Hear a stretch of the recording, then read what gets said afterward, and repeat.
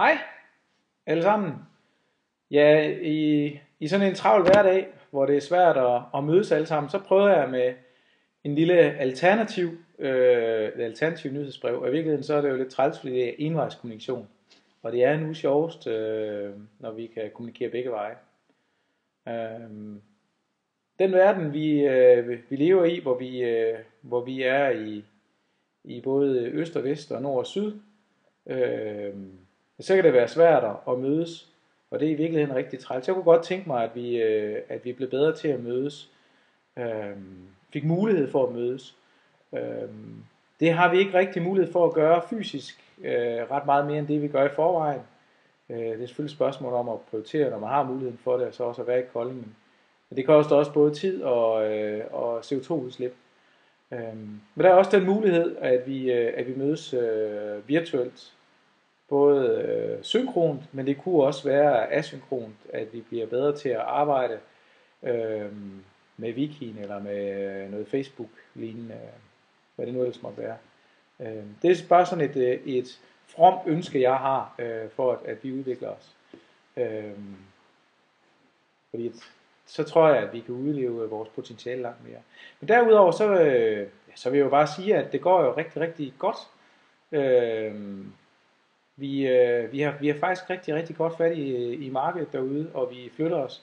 Og det gør vi, fordi vi hele tiden redefinerer markedet, vi redefinerer reglerne, de andre forsøger at følge med. Og så længe det er os, der redefinerer, så er det sjovt, og så er det rigtig svært for vores konkurrenter at indhente os.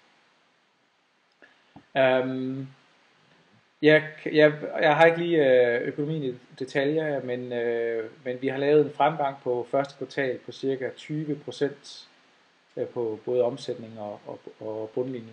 Så det er ikke helt tosset på et tidspunkt, hvor alle de andre, både kursusvirksomheder og skoler, de siger, at det går helt af hængefeldt til. Derudover så vil jeg prøve at pege lidt fremad, fordi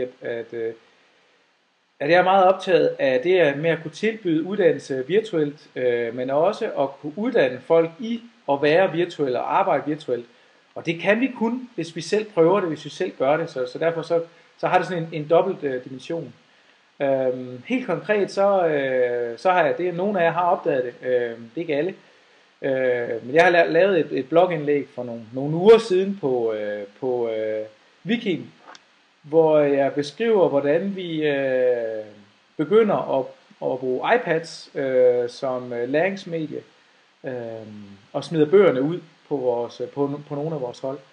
Og faktisk så har Jan Bredevig, han har taget teten, han har allerede aftalt med hans akademilederhold, at de smider bøgerne ud, og så køber vi iPads, og så laver vi nogle elektroniske, det var lige telefonen, den må I leve med, jeg slukker lige for.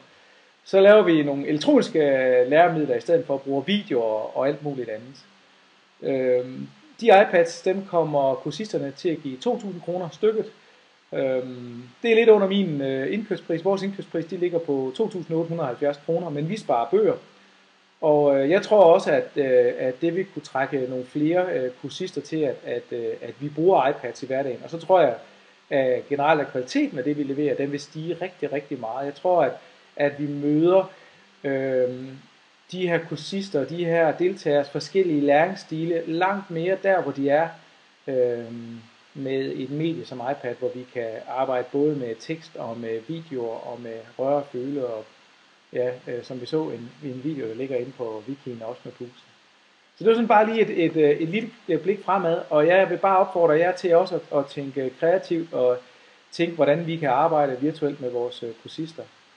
Og så vil jeg selvfølgelig også takke for den kæmpe indsats, I gør hver eneste dag. Og hæve lidt på jer i forhold til det med, at jeg ikke er helt færdig med opgaven på den pædagogiske diplom. Jeg kan se en del af jer allerede har afleveret den.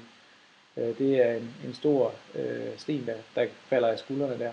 Så jeg kan have en god weekend, når jeg når dertil, og så kan jeg have en god arbejdsuge, når jeg kommer til på mandag. Der er jeg lige lidt ude at flyve i forbindelse med innovationsstandarden.